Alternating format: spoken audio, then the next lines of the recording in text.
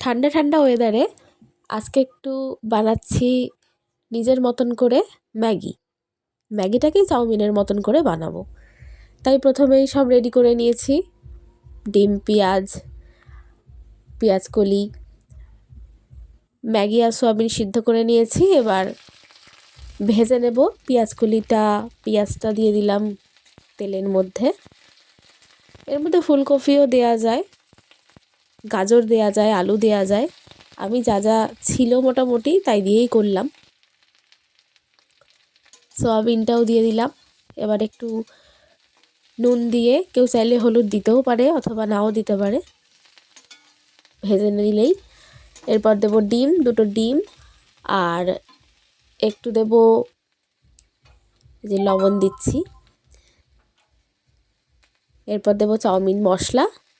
এগুলো দিয়ে ভালো করে একটু ভাজা ভাজা হয়ে গেলেই, আমার মনে হয় এটা রান্না করা সবথেকে সহজ এবং খেতেও কিন্তু খুব টেস্টি হয়।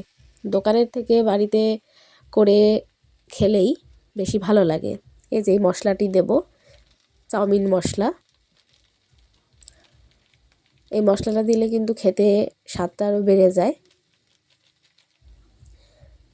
কে কে আমার মতন চাউমিন বা ম্যাগি খেতে পছন্দ করো অবশ্যই কমেন্ট করে জানাবে। এই যে মোটামুটি ভাজা হয়ে এসেছে।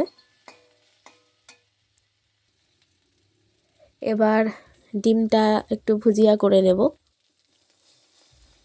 আমি এভাবেই একবারে করে নিই কড়াইয়ের মধ্যে, আর নামাই না কোনো কিছুকেই।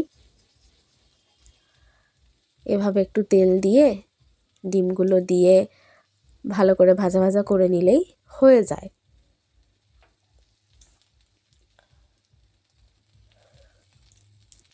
মোটামুটি হয়ে এসেছে। সবটা এবার মিশিয়ে নেওয়ার পালা। ভালো করে মিশিয়ে নিতে হবে। ও কাঁচা লঙ্কা দেওয়ার কথা ভুলেই গেছি। এরপর দিয়ে দেবো কাঁচা লঙ্কা। এবার ভালো করে এটা ভাজা ভাজা করে নেব, মিশিয়ে নেব। এই ভাজাটা কিন্তু শুধু রুটি দিয়ে খেতেও খুব ভালো লাগে, খুব টেস্টি হয়। এরকমভাবে কিন্তু চাইলে কেউ রুটির সাথেও খেতে পারে এটা। এবার ম্যাগি সিদ্ধ করে রেখেছিলাম, সেই ম্যাগিটা দেব, দিয়ে ভালো করে ভাজা ভাজা করব, মিশাবো।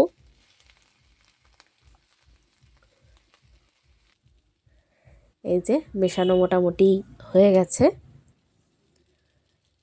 এর মধ্যে কেউ চাইলে একটু টমেটো সস দিতে পারে, চিলি সসও দিতে পারে।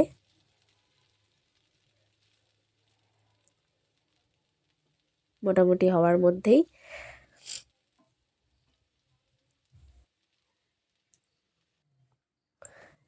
আমার ম্যাগি রেডি। এবার খাওয়ার পালা। কে কে খাবে অবশ্যই চলে এসো। এই যে মোটামুটি রেডি। খেতে কিন্তু খুব টেস্টি হয়েছে। ম্যাগি এভাবে বানালে কিন্তু সত্যিই খুব ভালো লাগে খেতে।